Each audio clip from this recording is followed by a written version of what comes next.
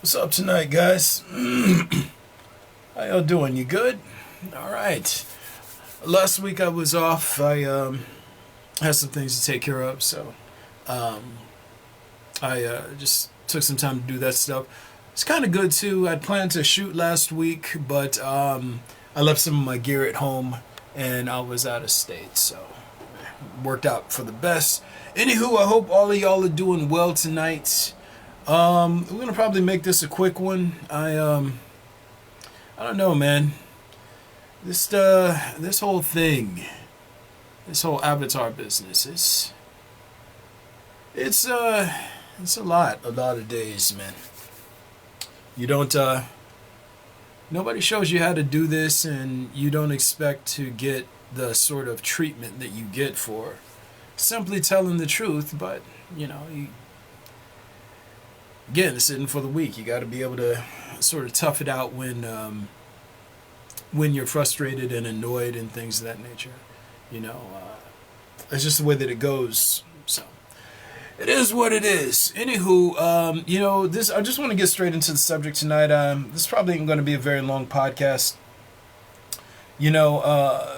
The subject of tonight's podcast is the fear of letting people down, the fear of getting in trouble. Right. Now, you got to understand, the way that you are trained through the socialization process is through fear. You are taught to fear getting in trouble. You're taught to fear being out of sync with authority. Do you understand what I'm saying? This goes to something that I've been teaching in my work through the past couple of years, A lot of times people try to, I want to say a lot of people, let's say it like this. Since the beginning of time, men have been trying to figure out how to best explain good and evil. Good and evil switches, according to the eye of the beholder. So what's good to one person might be bad to another. And on and on down the line. And something that I've been teaching in my work is the difference between, or how to organize that framework properly so that there is no confusion. So it isn't a comparison of good and evil. It's actually a comparison of good and bad.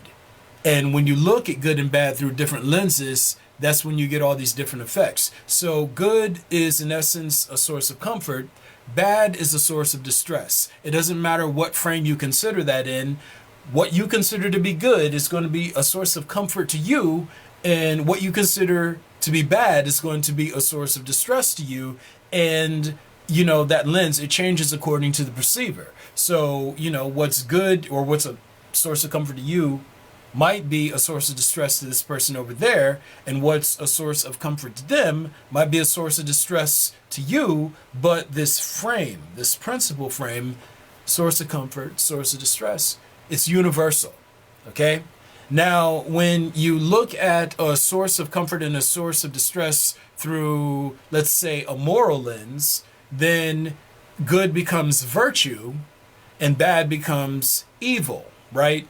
And I guess the easiest way to differentiate that from good and bad in a general sense is there's some ascription of intention applied to good and bad. So when you're trying to be a source of comfort, you're virtuous. When you're trying to be a source of distress, you're evil, right? And then if you switch that same frame, again, good being a source of comfort, bad being a source of stress, when you look at it through an authoritative lens, good becomes right and or in theme with authority, and bad becomes wrong and or out of sync with authority, right? The reason why I mention all this is because, when you are, when you're afraid of getting in trouble, you're basically afraid of being out of theme with authority, right? Now, through the socialization process, you've been trained to worship authority. You've been trained to, not even observe reality, but instead to look to authority to inform you of what is right and what is wrong. Right? And this actually goes back to how you were raised as a child. If your parent says something is right and something is wrong, you look to them as an authority. You trust what you're told over your own ability to observe things and make sense of them. And then you get into religion, which comes shortly after, being exposed to family, or in the case of like an atheist family, then you get into school, but you learn this same series of principles over and over again. Trust authority. Trust the authority of the group and the authorities that they look to over your own sensibility, over your own ability for observation and reasoning and critical analysis. And what happens when you're out of theme with authority? You get in trouble. When you were in school and you got an answer wrong on a test or on a class assignment, what happened? You saw that big X. And what did it do? It humiliated you. And through the process of humiliating you, by telling you you were out of theme with authority, even though what you learned probably wasn't correct to begin with, you came to associate being wrong with getting in trouble. If you did something that was wrong at home and your parents believed in whipping you, you got a spanking. You didn't adhere to their authority, so you got a whooping, right? You say something out of line with the church, and these days people in the community just frown on you. Back in the day, they used to burn you at the stake for being a heretic. You don't want to get burned. You don't want to be ostracized from the group. You don't want to get in trouble. I got a lot of people who I know who are gay. You know what I'm saying? And, I don't really get into the whole idea that who you feel most comfortable allowing to stimulate your genitals can make you a type and or category of human being. That's idealism. Now, this in systems of agreements, yeah, you can say whatever you want to say, and the agreements you make with yourselves and other people. But in reality, who you feel most comfortable allowing to stimulate your genitals and bring you to climax, and who or what category of person you feel most comfortable forming a romantic bond with, it can't make you a type of human being. It can't put you into a special category. That said, I have absolutely no qualms with all of my folks who are gay or who identify as gay. None. I have more respect for them being honest about their motivations towards others than I do for people who are so cowardly that they would much rather hide behind pretenses than risk losing favor from the crowd. When they come out, it takes some bravery.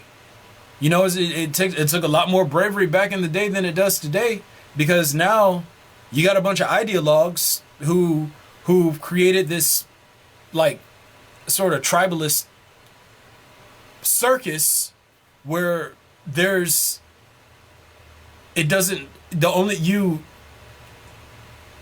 a circus. So you don't have to be as brave coming out now saying that you like this particular type of person to stimulate your genitals than you did back in the day. But I mean, they're still way more brave than I'd say the majority of the ideologues out there. It necessarily puts them into a category of consideration that removes them from convention. Right? And the reason why I mention that is because when they come out of the closet, they know they're going to get in trouble. And yeah, there's a safety net now that wasn't there before, but they still know that they're going to get in trouble. They're going to lose friends. They're going to lose family members, or at the very least have relationships with family members altered because they decided to not be secretive about how they like to be stimulated and who they feel most comfortable forming bonds with. And it is that it's in that respect that they have my respect for being brave enough to be honest about what they like, even though they know it's a consequence. There are social consequences attached to them divulging that information. I like brave people. Period. You're brave, I rock with you. If you're cowardly, I can't. Whenever you tell the truth of anything in society, you're going to get in trouble. Society runs on idealism. And on the corrupt end of idealism, because shit, it's mostly a collection of lies. It's suppression, it's manipulation. I mean, you have literally been under attack psychologically, financially. People have waged war against you the entire time and used your imagination against you as a weapon. As a weapon.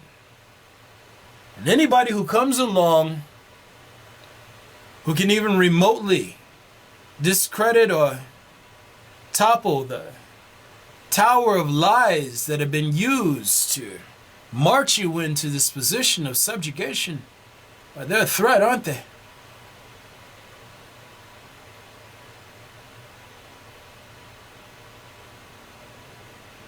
Something that has to be subdued. Something that has to be nullified and invalidated. Otherwise, the plans of parasites come crumbling down.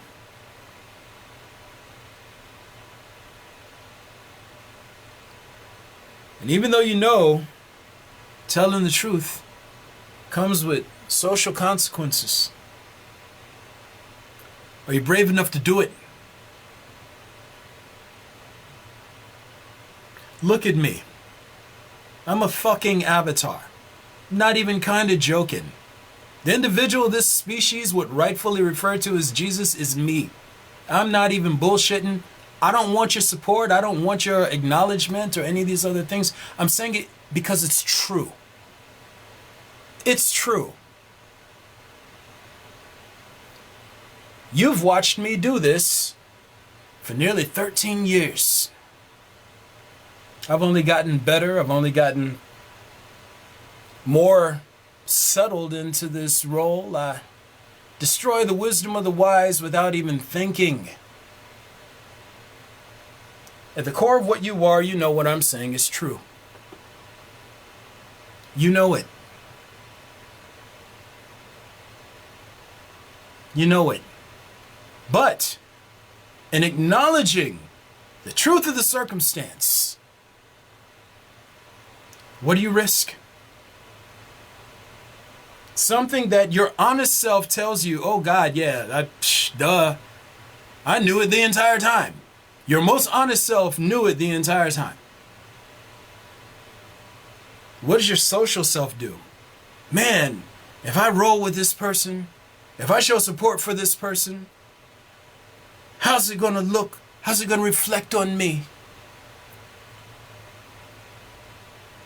If I show people that it's like, he makes sense to me, and that maybe we should just pause and listen, what will my friends and family think? And what do? They go and do the cowardly thing. They see some little hater Judas people out here trying to spread rumors and weaponize the crowd, and what do? They join the mob. Knowing that this isn't, especially if you've been paying attention to the shit that I've been saying for the past 13 years, you understand that this is not the end of the line. What you do necessarily affects what's going to happen to you moving into the next life cycle. None of this is free. None of this is free. How honest are you, though? Are you so afraid of getting in trouble with your peer group that you can't even be honest about the fact that a person who may or may not be what they claim to be makes good sense? Can you even be honest with yourself? Are you so afraid of getting in trouble with your own ego? Being wrong to yourself? Are you so conditioned to be afraid of being wrong and or out of sync with authority that you can't even be honest?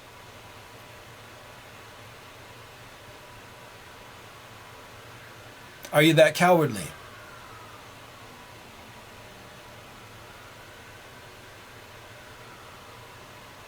This isn't the end of the road, people. This is the warm-up. Every move you make now matters. All this work that I've been putting out through the course of this tenure as this thing I didn't even think was real. It's been designed to give you a tool to use to sort of calibrate yourself with the system of reality so that even if you get messed up moving into your next life cycle, it doesn't have to be as bad as it can be. Now, some of you, woo, you put in the work. You put in the work to make this the worst experience imaginable. And I get it. You know, being raised in society, pride is all you got. Consensus is the most reliable thing that you have, or the second most reliable thing that you have. Obviously, you have measuring shit, which is what science is. But consensus is the second most reliable thing you have. And you all are of the impression that you create reality in the stories you make up about it. And it's been that way since the dawn of men.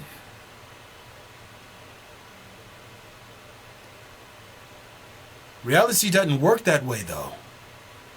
The agreements humans make with themselves on behalf of the system of reality mean nothing to reality. Whether or not you accept reality for what it is means nothing to it. If you make messes and you don't clean them up, and you force reality to clean up the messes that you make behind you, they're going to get charged back to you. And because I'm able to see how this all works at a mechanical level, and I, alone in that right, understand how bad it is compared to what you all know is horror now. I've been as gracious as I possibly can in trying to share as much as I possibly can through all of as I can through this perspective that I'm able to see through, because I understand that you have no frame of reference for what exists beyond this experience.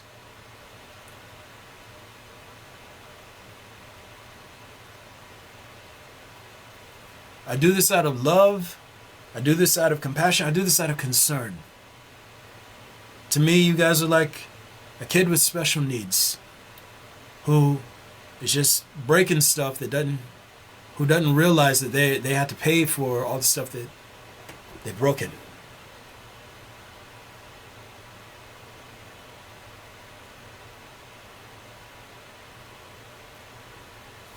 That said,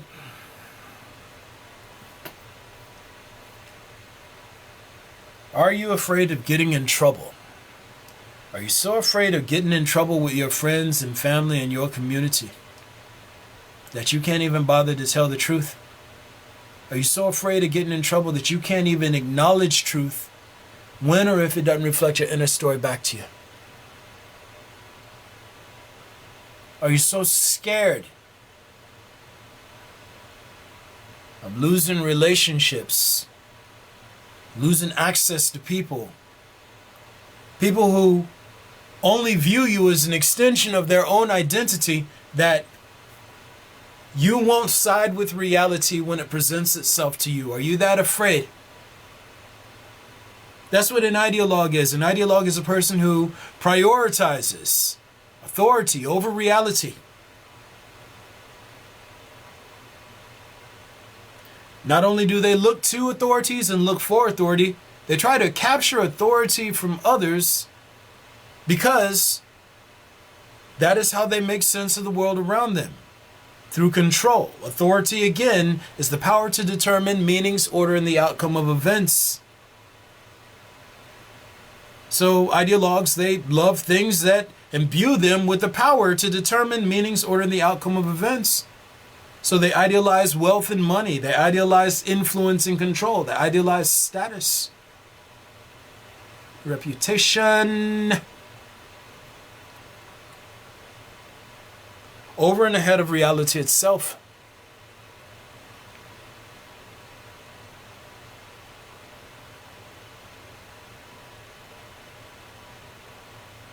I had to make peace with the fact that this is the final frontier for me as well.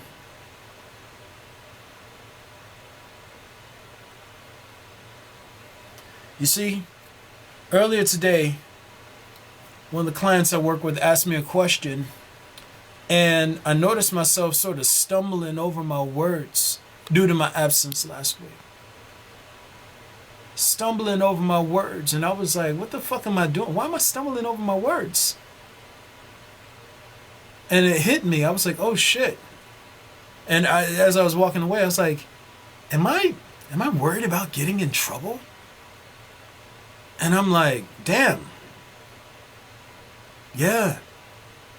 That might be it. And the worst part about, and I'll say the worst form of worry when it comes to getting in trouble, is letting people down.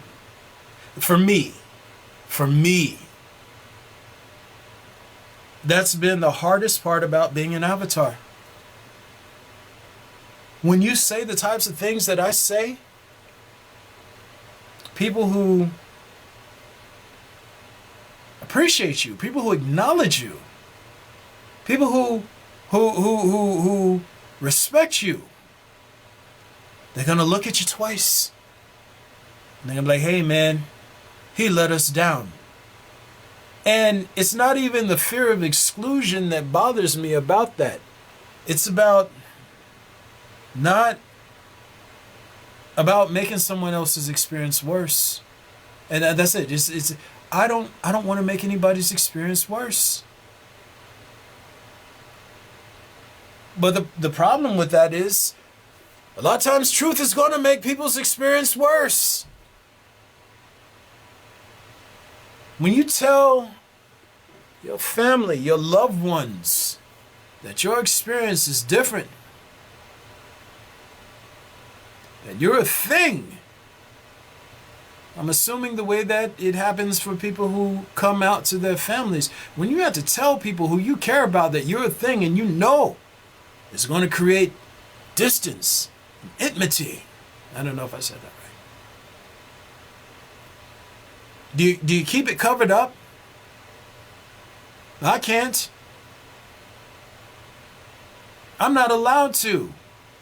I'm not going to apologize for being what I am. I'm a fucking avatar. I didn't ask for it. It's not something I signed up for. It's not something I worked for or planned for. It just fell in my lap. But here we are. What am I going to do? Apologize for it? No. No, I'm not. I don't care who's offended by that or who isn't. Because it's true. It's true. It's not a practice. It's not a habit. I'm a thing. I host a thing, which makes me a thing. I host a thing that I spent a lot of years telling people they were stupid for believing in. It's true. I've demonstrated its ability through my own abilities countless times. So much so that, hell, the best minds on the planet that I found and can get access to cannot poke holes in a single fucking thing I'm saying. I don't even take personal credit for it. I source it to the entity performing through me that allows me to see things in this way. But the reason why I mention that is because this is reality. Is it fantastic, or does it seem fantastic? Yeah, fantastical. I mean, the shit is out of a comic book. I didn't think stuff like this happened, but here we are. What am I going to do? Deny it? Because I'm afraid of rubbing people the wrong way? Am I supposed to deny it because I'm afraid to let people down? Donald, you say things that don't verify my beliefs and my belief system. I know. And I'm not allowed to apologize for it because I'm describing the truth. But I am sorry for the discomfort it causes you. I am sorry that the socialization process trained you to fear being wronged so much that you have to attack and destroy everything that doesn't validate and verify your inner story. I'm sorry for the cognitive dissonance this causes you. But I'm not sorry for speaking the truth.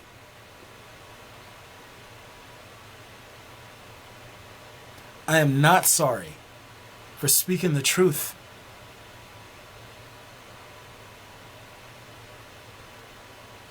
A lot of you want to compete against me. I've been trying to warn you all against it because you are not competing against Donald King of Man. Donald King is an avatar. And the reason why I mention avatar, because I want you to think about it in the same way that you would consider Super Mario. Playing in any of the Super Mario worlds. Mario is an avatar. He is being controlled by something operating outside the game. I am an avatar. I'm being controlled by something performing outside the game of society. When you try to compete against me, you're not competing against me, you're competing against it. And it already views you as an enemy. Everything you do to compete, regardless of how big or how small, results in damage coming to you.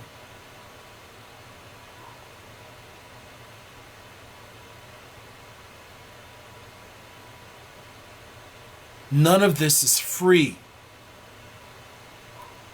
And if you're so fucking scared of getting in trouble with your peers and your community and your culture and your people, that you let them trend you into aggressing against the thing I am hosting, you will pay the full cost. Because you knew what was right the entire time. You knew what was the correct thing to do. The correct thing to do is always to listen to the truth. That is always the correct thing to do.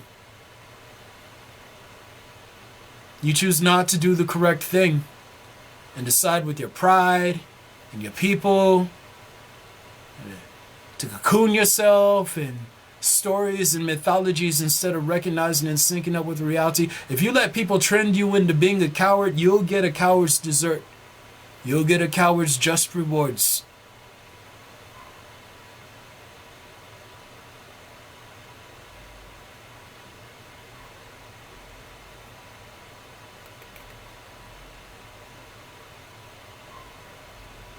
Regardless of whether or not you like this, it's happening. Regardless of whether or not you like this, it's happening.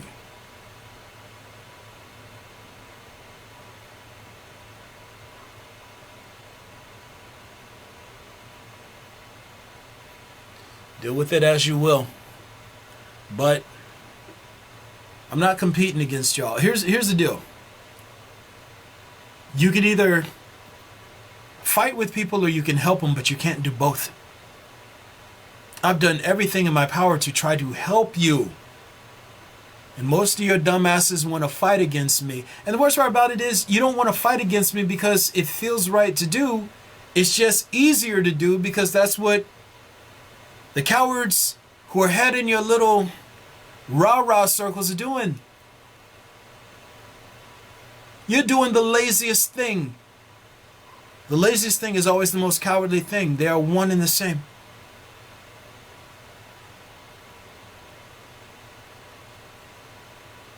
I'll tell you a story. And then I'm going to go ahead and get off here, right?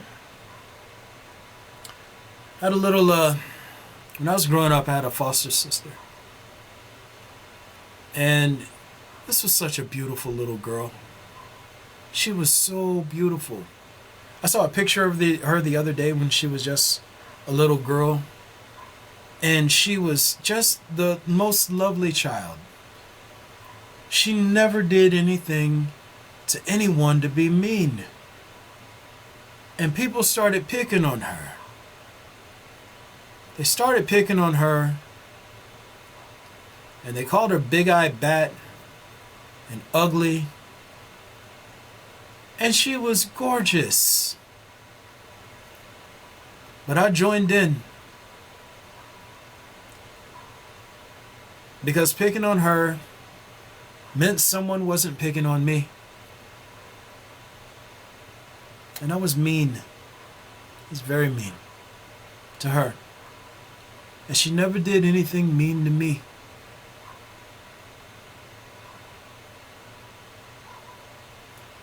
I was mean to her because I was cowardly. I was mean to her because I was a fucking coward.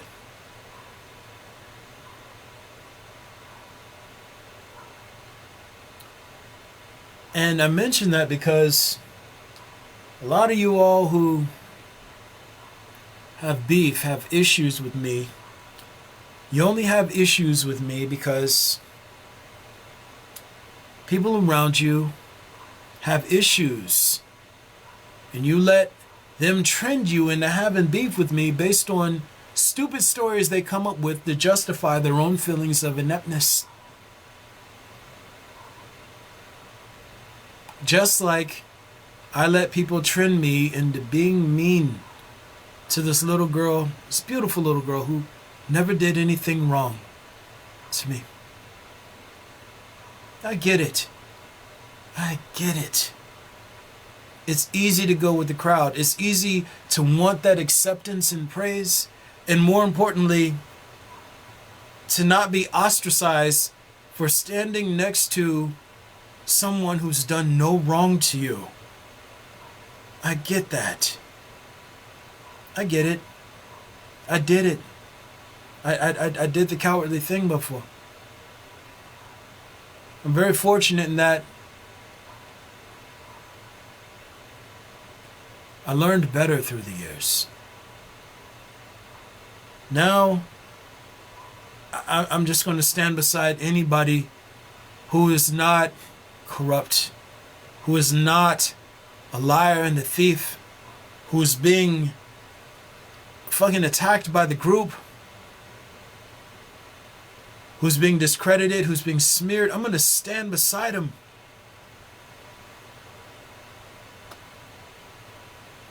That is how I matured. I am so grateful to God for showing me what a piece of shit I was back then.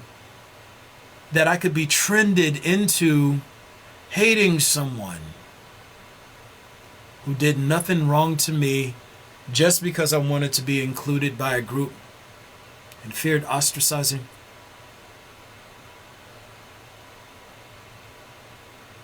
Some people never come face to face with anything that makes them face the mirror and what a piece of chicken shit coward they are.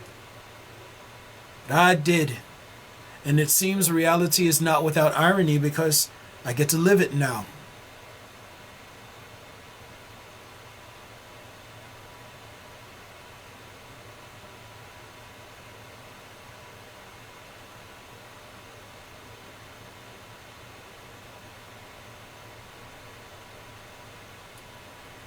You know, I still think back to that time in my life, and I was preteen, whatever. But my memory is very strong, and I still think back to how cowardly I was back then. And it still sickens me. I knew the right thing to do, and I chose to do the wrong thing because it felt good to pick on someone because I was getting picked on.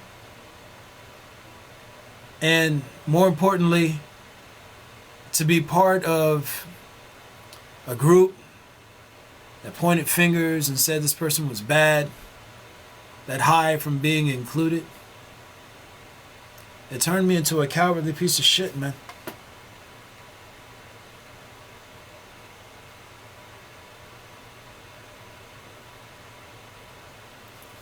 I still have to live that down, you know? But anyway, man, I'm gonna go ahead and wrap this up, man. Like, look, and I want to end it on that note, like, standing up for this girl when the stuff was going down, it meant I would have gotten in trouble. Doing the right thing in society always to some degree or another means you're going to get in trouble. You're going to lose family. You're going to lose friends. You're going to lose opportunities. You're going to lose so much in life trying to be good. Look at Jesus' earlier followers. They were murdered, and they still chose to stick by Jesus. Still, knowing they were being hunted down, killed.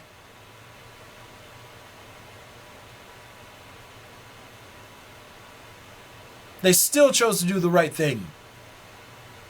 Most of the people claiming to be Christians today, they only run with the mob. They only run with the tribe.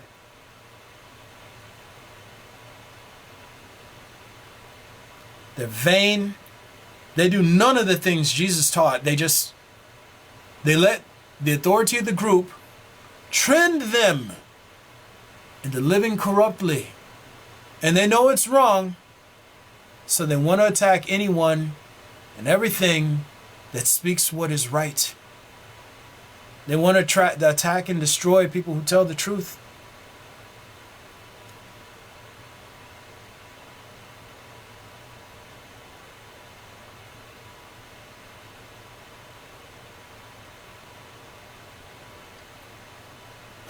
Reality does not honor contracts and agreements humans make with each other. Your consensus has no power here. The only thing it's going to do is get you into deeper and deeper trouble. We're only in these bodies for so many years, and they break down the longer we're in them. This will end badly, and you will have chosen it just being a coward.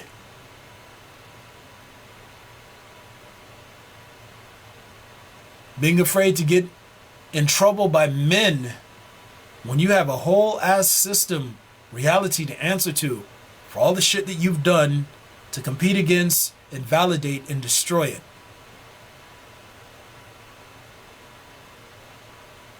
This isn't a game. Your pride will get you in trouble here. Your pride has gotten you in trouble, and it will continue to get you in deeper and deeper trouble as the seconds pass. Not the days and years, the seconds.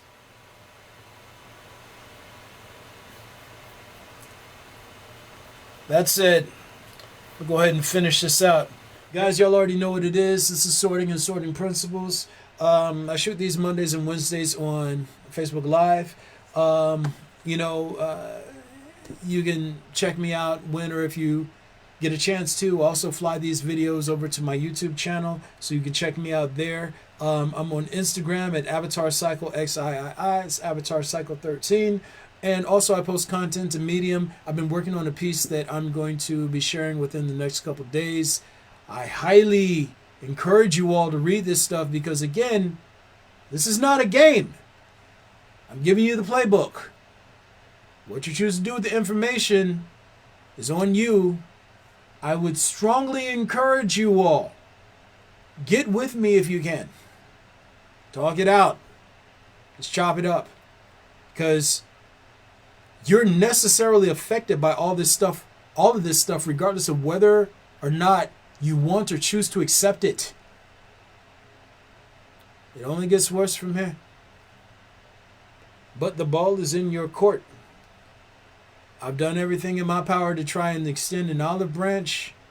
You want to fight, you want to compete, so you're going to be doing the work now. I'll put out content for as long as this thing is saying, and then when it's done, it's done. My job isn't to impress you. It's not to entertain you. It is to give you what is shown to me so that you have a fighting chance. You can let your pride ruin that for you, or you can learn. It's on you. Let me see. Also, if you choose to and you want to do whatever you can to try and help this entity be heard, you can always join the Patreon family. I'm Avatar Cycle XIII, Avatar Cycle 13. And also, if you get any sort of appreciation out of what I do and you want to just salt bay your boy with a little bit of love, you can hit me up on Cash App at Don King. Proceeds go to keeping things organized or trying to get things organized on this end and building this up to a larger platform so I can help as many people as I can before I'm out of this shell. Anything that you do to help, let's say it works in your favor. That said, I'm going to go ahead and get off here. Guys, again, you know, the fear of letting people down, the fear of getting in trouble with people who you know and love, and not even experiencing, a physical blowback, but just the distance, the isolation, the lack of connection and unity and love. That's tough, man. It's tough, but you got to be brave enough to face it down. Like, if you are on the path of righteousness, if you're on the path of goodness, you know that you're going to lose friends and family anyway. It's a Take Six song. I'm on my way to Canaan land. I can't get my notes out right now.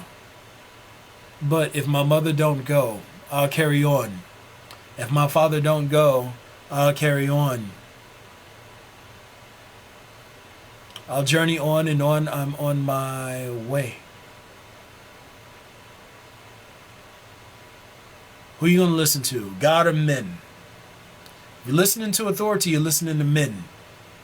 If you're listening to reality, and your intuition and your reasoning and your observation, and you're listening to reality, you're listening to God. Who has your soul? Who has your heart and mind?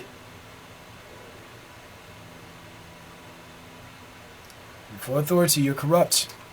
Shaman, I'm out.